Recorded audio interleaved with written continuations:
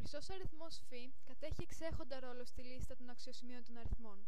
Χρυσή τομή είναι χωρισμός ενός ευθυγράμμου τμήματος αβ σε δύο τμήματα, ένα μεγάλο α και ένα μικρό β, έτσι ώστε να ισχύει ισότητα. Το άθροισμα των δύο τμήματων προς το μεγαλύτερο τμήμα είναι ίσο με το μεγαλύτερο ευθύγραμμο τμήμα προς το μικρότερο και αυτό ισούται με τον αριθμό φ.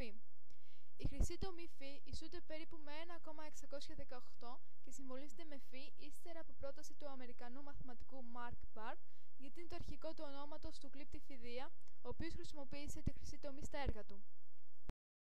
Ο χρυσός αριθμός φ καλύπτει ένα μεγάλο φάσμα αριθμητικών σχέσεων που εμφανίζονται στη φύση, στο σύμπαν, στην τέχνη αλλά και στον ανθρώπινο οργανισμό. Γι' αυτό το λόγο κατασκευάστηκε ένα όργανο ρυθμισμένο έτσι ώστε να αντιστοιχεί στην αρχή της χρυσής αναλογίας που ονομάζεται χρυσός κανόνας και είναι χρήσιμο για την επίτευξη αποτελεσμάτων που είναι αισθητικά ωραίο.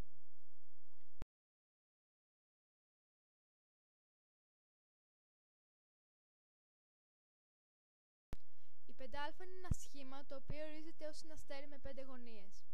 Η 5α κατασκευάζεται από ένα κανονικό πεντάγωνο, φέροντας διαγωνίως το πεντάγραμμο αυτό. Το σύμβολο συνδέεται με τη χρυσή τομή φ. Ο λόγος κάθε ευθυγράμμου τμήματος που εμφανίζεται σε αυτή, ως προς το αμέσως μικρότερό του, ισούται με τη χρυσή τομή. Η 5α πρωτοεμφανίστηκε στη Μεσοποταμία και στους Σουμέριους. Επίσης τη χρησιμοποιούσαν συμβολικά στην αρχαία Ελλάδα και στη Βαβυλωνία. Στην Ελλάδα οι πρώτοι που ασχολήθηκαν ενδελεχώς με αυτό το σύμβολο ήταν ο Πυθαγόρας και οι Πυθαγόροι φιλόσοφοι, οι οποίοι το ονόμαζαν πεντάγραμμο.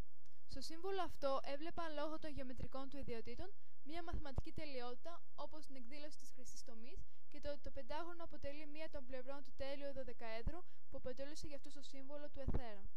Οι νεοπυθαγόροι συμβόλισαν τις άκρες του με τα 4 στοιχεία της φύσης: Ίδωρ, γαία, ύλη, θερμότητα του ηλίου, αήρ και την πέμπτη με το θείο.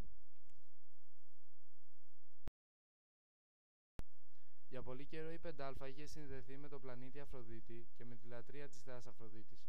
Επίσης συνδέθηκε με τη λατρεία του Ρωμαίου Εωσφόρου, ο οποίος φέρνει το φως και τη γνώση. Ως σύμβολο θεωρείται από πολλούς που ασχολούνται με παγαναστικές θρησκείες ότι έχει μαγικές ιδιότητες. Οι χριστιανοί το είχαν χρησιμοποιήσει για να συμβολήσουν τις 5 πληγές του Χριστού, ενώ επίσης το σύμβολο αυτό συνδέεται με την ελευθεροκτονισμό. Στο στατονισμό η 5α χρησιμοποιείται ανάποδα και είναι το πιο βασικό σύμβολο απαραίτητη στις επικλήσεις πνευμάτων. Η 5α βρίσκεται στις σημαίες δύο αφρικανικών χωρών του Μαρόκου, όπου συμβολίζεται η σφραγίδα του Σολομόντα, και της Αιθιοπίας, όπου το αστέρι συμβολίζεται το λαμπρό μέλλον της χώρας.